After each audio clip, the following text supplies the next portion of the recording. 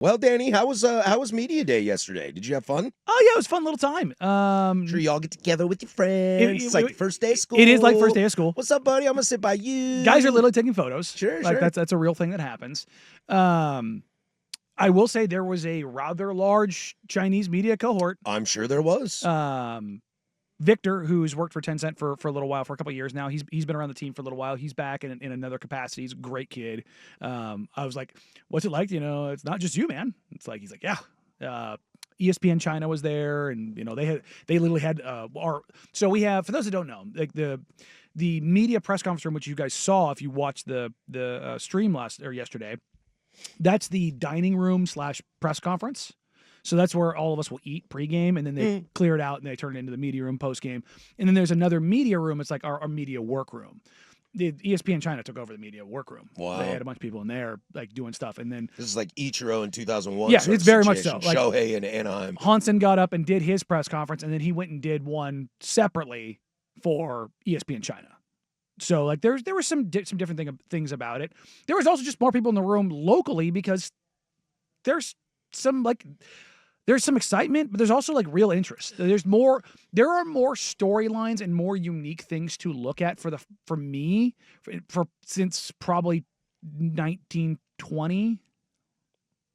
Like that season? 1920? No, like the 2019, 2020 season. Oh, 2019. Yeah. I thought you said 1920. No. I was like, did Naismith make basketball yet? No. But like it's been like 5 or 6 years of like, what's going on here? And people will probably say, what's going on here still? It's like, I don't know, man. I think there's a lot of things that make a lot more sense now. Well, yeah, starting lineup, Chauncey, Young. New coaching staff, new owners coming in. Yeah, Donovan. Development, Scoot. Muscle watch was definitely happening. Donovan has lost a crap ton of weight. He looked way different. I told you, he's my guy for the year. Tu and Denny, they definitely had some body changes. You can see it in them. Is that your number one takeaway from Blazer Media Day? Was just looking at athletes and how they look going into the season? That's something I always look at. Because I'm sure Laker Media Day was like, wow, Luka looks great. It is something. It must be, jokingly in NBA media, we call it hashtag muscle watch. Okay. You get the off-season workout videos and you're like, what does it actually look like? Like Donovan transformed his body, like legitimately. That's great to hear. He looks, this is hilarious coming from a fat guy. He looked doughy last year, and he was. He was not in shape. I tried to tell everybody last year he was not in shape. He was not capable of playing the minutes that they would like him to play. And he was very blunt and very honest about it. He was like, I was not in shape. I was nowhere near where I needed to be. And I lost a lot of weight and I put some muscle back on. He says he thinks he's capable of playing 30 minutes this year, which that's a pretty high bar. I've mentioned this before. Basically, if you're over 7'1" in the NBA, I ran this filter through Basketball Reference last year just to kind of get an idea, because he told media last year that he wanted to play. I can play 30 minutes, and I'm like, you've never played 30 minutes. What do you mean? Players that are over 7'1", so basically the 7'2" and over crowd, I think it's from 1975 or 1976 that I pushed the filter back. Basically, like modern basketball, there have been 14 different players who have played more than 30 minutes. Wow. Now, some of those guys have multiple seasons. Sure. Like the Kareems are in there. Mark Eaton, he's like the exception to the rule because Eaton was 7'4", just a mountain of a human, and yet he played 30 minutes a night in a game where they were beating the hell out of people. But it just doesn't happen. Like when you're that big, it just doesn't happen. So I'm interested to see how that plays out. But everybody was asking about the defense. I don't think we need to ask about the defense. Donovan's probably going to be on a short list for one of the best defensive centers in the league. Toumani Camara is an all-defensive player. Mm-hmm. Jrue Holiday is an all-defensive player. Those are proven commodities. Matisse Thybulle. No, Tease is an all-defensive team member. Mm-hmm. Like, they have 3 all-defensive team members on their team. And that was the big thing you wanted from Chauncey coming into the team from the jump. That's what he wanted. Because defense, look, as much as I was not a big Stotts hater, as a lot of people were, but we knew Stotts was more of an offensive guy, and there were issues with defense. I think it's when he had good defenders, they were good defensively. Yeah, and I think it's kind of been the quiet knock on Damian Lillard over his career that his defense isn't quite up, even though he's worked harder at it and tried to become better at it. He's passable. So that was it, passable. That was the big question when Chauncey came in, is how was the defense going to be? And I think you're right. Going into this year, we kind of have a pretty good idea that defense should be solid for this squad. So the defense to me is like, yeah, they probably should be a top 5 unit. Like, if they're outside of the top 8, I'd probably call that a failure. Hey, and defense is a cool thing in NBA now. It is. Go ask the Thunder. Go ask the Pacers. Look, playing defense is a cool thing right now. Yeah, and it feeds into the offensive side of things. So, but my line of questioning, if you didn't watch the press conference, I asked some version of this same question to everybody, because that's kind of how you do it. Just kind of get the same, the same question and kind of see how they react to it.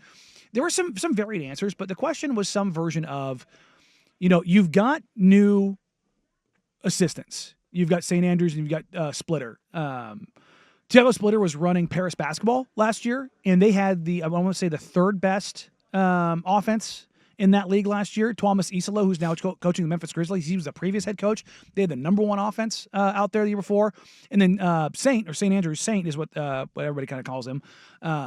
Everybody I've talked to around the league thinks he's going to be a head coach in the next 3 to 4 years. Cool. And he's a guy that has worked on the offensive and the defensive side. So you've got these two guys who are kind of, I don't want to say newer, but they are new, but they're newer. They're definitely new here. They're going to run a system where it's a lot more random. There's a lot more actions. There's a lot more cuts. There's a lot less stationary movement, or I should say static movement in the offense. Particularly, I asked guys like Denny and Jeremy, guys who are going to be, tasked with being on the ball a little bit more as drivers, especially with scoot down. And the things that they all intimated were some version of the spacing is better. The reads are simpler. The driving lanes are wider. Like all of these things. So to me, that's significantly more interesting because while defense is certainly built on, trust and knowing where guys are, offensively, when you have a system, whether it's the triangle offense or it's the Warriors motion offense or it's the D'Antonio running gun. Yeah, 7 seconds or 6 seconds or 7 seconds or less. D'Antoni, excuse me.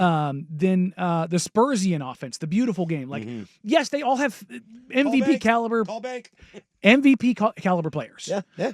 But also they spent a lot of time in it. And that's what makes it work, is that you build these relationships up. They're going to struggle.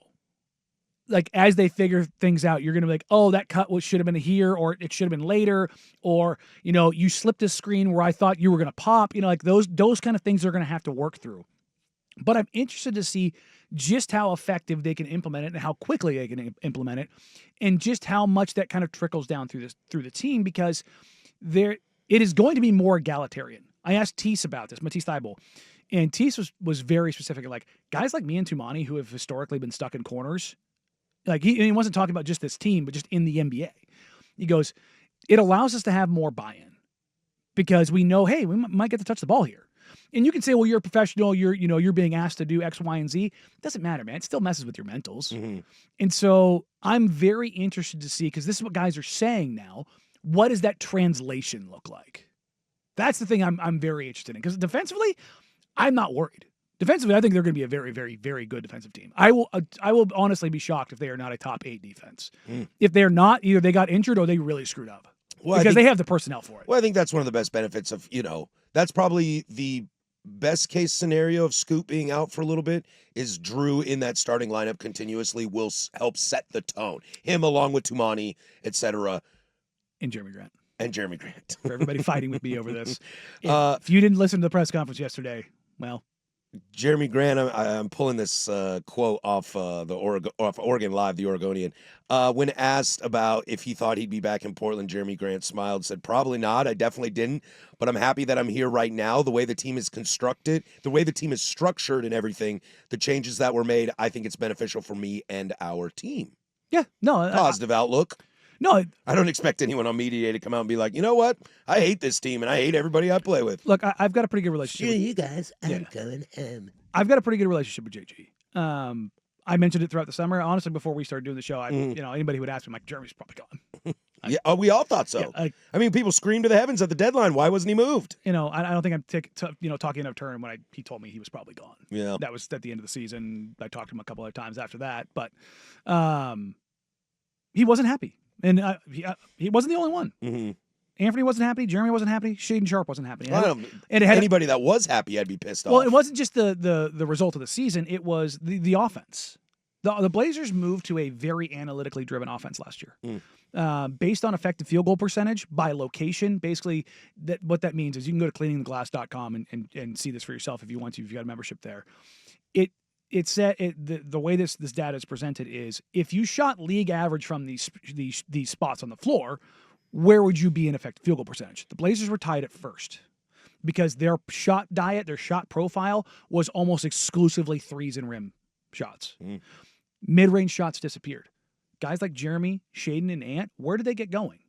It's in the mid-range. That's where they kind of work into the lather. That's where they work into the game. Well, like defense, mid-range is cool again. Thanks, SGA. Well, look, I mean, that's just that. Like, Shaden Sharp, for me, I want him taking mid-range shots. It's like with CJ McCollum. People are like, oh, CJ takes mid-rangers. I'm like, well, he sucks in the paint. So points are points. I mean, I don't care where you shoot well, them from. There has to be a level of efficiency. Like Kevin Durant, there's not a spot on the floor where I'm arguing about where he's shooting. No. He's the best mid-range shooter in the history of the game. If KD wants to take 10 mid-rangers a game, fine. He shoots 50% on them. I don't care. Now, do I want him taking more threes? Sure. But if he's taking, pull up 15-footers and just canning them, cool, dog. Keep it moving. But for a guy like Shaden who struggles from the three-point line and guys are playing off of because they know he can get to the rim and he's so good at the rim, he's got to find a different spot. And with that not there, it messes with him. Mm-hmm. And so, those three guys specifically, they really struggled. And that's, again, feeding back to the offense. Like, okay, now how is it, even though this offense is going to be egalitarian and more guys are going to have opportunities, are those opportunities going to be available in the mid-range? Are those opportunities going to be available, for everybody? Where's the spacing? Where is the slider as far as like, yeah, you can have those opportunities, but maybe you shouldn't have as many of them.